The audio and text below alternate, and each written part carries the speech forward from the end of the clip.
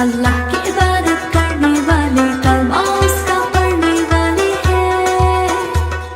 अल्लाह की इबादत करने वाले कलमा उसका पढ़ने वाले हैं। सच की राह पे चलने वाले हम ना किसी से डरने वाले इश्क इलाही करने वाले हैं। हाय हो अल्लाह। बिस्मिल्लाहिर्रहमानिर्रहीम। अस्सलाम वालेकुम। क्या हाल है दोस्तों? उम्मीद करता हूँ यार आप सब खैरियत से होंगे। यार बहुत से लोगों का जो है ना सिर्फ़ एक ही सवाल होता है और एक ही सवाल जो है ना ज़्यादातर रहता है आजकल कि यार बैंक स्टेटमेंट कैसे मेंटेन की जाए, तुर्की के लिए ख़ासकर, क्योंकि मैं तुर्की में हूँ तो इसलिए मैं भी सिर्फ तुर्की के हवाले से बात करूँगा।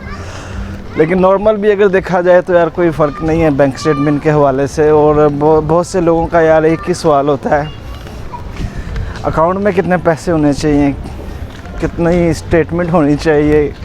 तो आज की इस वीडियो में जो है ना यार इस पे फुल डिटेल में बात करूँगा ताकि आपको जो है ना अच्छे से आइडिया हो जाए। तो यार सबसे पहले बात करते हैं बैंक स्टेटमेंट के लिए पैसे कितने होना ज़रूरी हैं, क्योंकि बहुत से लोग ये कहते हैं कि जी हम 10 लाख डाल लें, 20 लाख डाल लें, 5 लाख डाल लें, 2 लाख डाल लें। या पहली तो बात यह है कि बैंक स्टेटमेंट जो है ना आपकी कोई फ़िक्स नहीं है, मतलब ज़रूरी नहीं है कि आप फ़िक्स बैंक स्टेटमेंट डालो, ठीक है। डिपेंड करता है बिज़नेस के ऊपर। अगर आप बिज़नेस पर्सन हो और अगर आप सैलरी पर्सन हो, मतलब कहीं काम करते हो, तो फिर तो भाई आपकी सैलरी जो है वो हमेशा फ़िक्स आती है, ठीक है।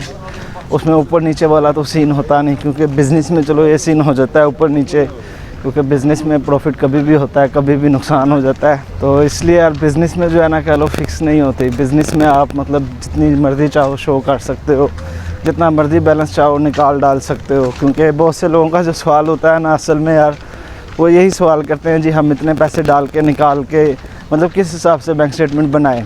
तो यार इसमें सिंपल सा यही कहना चाहूँगा, अगर आप अपना बिज़नेस शो करके वीज़ा अप्लाई करना चाह रहे हो, कुछ लोग ये भी कहते हैं यार हमारा अपना बिज़नेस नहीं है। तो यार अगर बिज़नेस नहीं भी है तो भाई तुर्की आने की अगर ख्वाहिश की है तो फिर बिज़नेस आपको रजिस्टर करना पड़ेगा, अपने नाम पे एनटीएन वगैरह बनाना पड़ेगा, टैक्स रिटर्न भी बन जाती हैं यार, इसमें कोई बड़ी बात नहीं है। लेकिन बात यह है कि आप जो भी बिज़नेस शो करना चाहते हो एम्बेसी को, जो भी, तो बैंक स्टेटमेंट आप उस हिसाब से बनाओ। उसमें ये ज़रूरी नहीं है कि भाई आपने लाख रुपया डाला है तो 50,000 निकाल लिया, 30,000 निकाल लिया। डिपेंड करता है यार, आप खुद देखो कि आपकी फैमिली क्या है, अगर अकेले हो या जो भी है घर को सपोर्ट करते हो तो यार उस हिसाब से आप अपनी बैंक स्टेटमेंट बना सकते हो। मतलब फ़र्ज़ करो यार आपकी जो बिज़नेस का प्रॉफिट है वो 1 लाख रुपया है या 50,000 रुपया है मंथली, तो जाहिर सी बात है आपके ख़र्चे भी हैं। अकेले हो तो ख़र्चे कम हैं, फैमिली के साथ हो तो फिर ख़र्चे फैमिली के हिसाब से हैं। तो ख़र्चों के हिसाब से आप जो है बैंक स्टेटमेंट को मैनेज करोगे, क्योंकि आपका जो भी प्रॉफिट है ना, ऐसी सीधे अल्फाज में अगर कहा जाए ना यार, आपकी इनकम का जो सेविंग है ना वो 30 से 40% होनी चाहिए। और इसमें क्लोजिंग बैलेंस यार बहुत से लोग कहते हैं कि जी कितना हो, तो भाई सिंपल सा बता देते हैं यार। मैंने 2017 में विज़िट वीज़ा लिया था, अप्लाई किया था, कह लो जो भी था, और सिर्फ 3.5 लाख कैश जो है ना बैलेंस एंड पे मौजूद था, क्लोजिंग बैलेंस, ठीक है। स्टेटमेंट की बात करो तो भाई वो पता नहीं कितनी ऊपर चली जाती है, क्योंकि वो आपको जितना भी प्रॉफिट हुआ होता है ना वो उसके ऊपर होती है। मिसाल के तौर पे आपको इस महीने में 2 लाख का प्रॉफिट हुआ, आपने वो डाल दिया, या एक वीक में 2 लाख का हुआ आपने वो डाल दिया, या एक वीक में 4 लाख का भी हुआ तो आपने वो भी जो अकाउंट में डाल दिए। तो उससे ये होता है कि अकाउंट आपका चल रहा होता है, मतलब बिज़नेस प्रॉफिट के हिसाब से डिपेंड करता है। तो बिज़नेस में जाहिर सी बात है, आपको बोला है कोई फ़िक्स नहीं है, कोई लिमिट फ़िक्स नहीं है, आपकी मर्ज़ी, आप जैसे मर्ज़ी बनाओ। लेकिन आपके बिज़नेस के ऊपर डिपेंड करता है कि क्या आपका बिज़नेस उस लेवल का है जो आप शो कर रहे हो स्टेटमेंट बना के, या जो भी, मतलब ज़ाहिर है अगर नहीं है तो बनानी पड़ेगी, लेकिन बिज़नेस के हिसाब से। ये नहीं होना चाहिए कि यार आपकी छोटी सी दुकान है और बिज़नेस भी इतना बड़ा नहीं और प्रॉफिट आप लाखों में शो कर दो, तो फिर वो ज़ाहिर सी बात है नज़र आ जाता है साफ़ कि यार फेक काम है, सिर्फ वीज़े के लिए किया गया। तो इस तरह का पेपर वर्क करने के लिए भी आपको दिमाग चाहिए बहुत ज़्यादा, क्योंकि एम्बेसी वाले आपसे भी चालाक हैं बहुत ज़्यादा। उनके पास कल वो डेली बेसिस पे वीज़े आते हैं, केसेस आते हैं, उनको पता होता है कि यार कौन सा रियल है कौन सा फेक है, और डॉक्यूमेंट से पता भी चल जाता है लेकिन खैर मैं अपने एक्सपीरियंस के हिसाब से बता दें तो मेरा भी बिज़नेस रियल नहीं था। मैंने भी रजिस्टर किया था ख़ास वीज़ों के लिए और अल्हम्दुलिल्लाह वीज़ा लिया भी है। तो यही आपको एक्सपीरियंस शेयर कर रहा हूँ पर्सनल कि भाई ये आपके अपने ऊपर है कि आप इसको कितना रियल पेश करते हो, कितना फेक पेश करते हो, ये आपके अपने ऊपर है। आपने अपना माइंड इस्तेमाल करना है कि आपका जो बिज़नेस है वो किस लेवल का है, कितनी जो है आपने उसमें बैंक स्टेटमेंट बनानी है ताकि बिज़नेस के हिसाब से बैंक स्टेटमेंट जो है ना मैच करे जब भी वीज़ा अप्लाई करो आप। और नॉर्मली लास्ट 3 मंथ की जो है ना स्टेटमेंट मांगते हैं। कुछ लोगों का मुझे ये नहीं समझ आती, बैंक अकाउंट भी नहीं है, कहते हैं जी बैंक अकाउंट के बगैर वीज़ा लग जाएगा। तो भाई ऐसा कभी भी नहीं है। तुर्की है, ये दुबई सऊदीया तो है नहीं कि कोई एजेंट आपको वीज़ा निकाल के दे दे, ये एम्बेसी से ही लेना पड़ता है। तो यार आप बात करते हैं जो सैलरी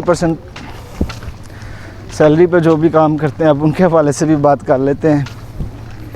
तो यार सैलरी वालों का भी वैसे यही है सीधे अल्फाज में कि जो भी इनकम है ना उसका 30 से 40% सेविंग होनी चाहिए अकाउंट में। और वो जाहिर सी बात है ऊपर नीचे तो पैसे शो कर नहीं सकता, उसकी एक ही इनकम फिक्स होती है, मंथली आती है, कम से कम 40-50 हज़ार उसकी इनकम होनी चाहिए। और एम्बेसी को तो सिर्फ आपने 3 महीने की स्टेटमेंट देनी होती है। तो उसमें आपको क्लोजिंग बैलेंस यही शो करना है कि यार आपकी सैलरी में से जो सेविंग बची हुई है वो इतनी है कि आप मिसाल के तौर पे 6 दिन के लिए टूर पे जा रहे हो तुर्की, 1 वीक के लिए जा रहे हो। ज़्यादा प्लान भी ना करो शो, जितना ज़्यादा शो करोगे उतने पैसे आपको मतलब कवरिंग शो करनी होती है। वैसे तो यार 1 लाख का ख़र्चा भी नहीं है अगर आप 1 हफ़्ते में या 2 हफ़्ते का भी तो स्टे करो। लेकिन ऐसी बात है टिकट थोड़ी महंगी होती है, इस टाइम टिकट है भी महंगी। तो टिकट को मद्देनज़र रखते हुए जो है ना आपको बैंक स्टेटमेंट बनानी पड़ती है। खैर सैलरी पर्सन वालों के लिए वीज़ा मेरे ख्याल से ज़्यादा आसान है बिज़नेसमैन की निस्बत, क्योंकि सैलरी वाले की जो है ना सैलरी फ़िक्स होती है तो उसके लिए वीज़ा का जो डिसीज़न है ना वो जल्दी आ जाता है। और कंपनी भी ज़ाहिर है अगर उसकी रजिस्टर हो तो उसको वीज़ा आसानी से मिलता है। अगर कोई पुरानी कंपनी हो, मल्टीनेशनल कंपनी हो तो सीधे अल्फाज में अगर बात की जाए चाहे सैलरी पर्सन हो या चाहे फिर बिज़नेसमैन हो, यार आपकी इनकम का 30 से 40% सेविंग होनी चाहिए। और अकाउंट में जो है ना क्लोजिंग बैलेंस मेरे ख्याल से 1 हफ़्ते या 2 हफ़्ते का भी अगर आप वीज़ा अप्लाई करो ना तो अकाउंट में कोई 4-5 लाख इस टाइम बहुत है, इससे ज़्यादा की कोई ज़रूरत नहीं है। 4-5 लाख इनफ है। हालांकि देखा जाए इतना खर्च कोई नहीं होता, ना ही होना है। टिकट भी लगाई जाए तो 80-90 हज़ार की, बहुत भी ज़्यादा महंगी जाए तो 1 लाख, 1.25 लाख, 1.5 लाख, इससे ज़्यादा महंगी नहीं है।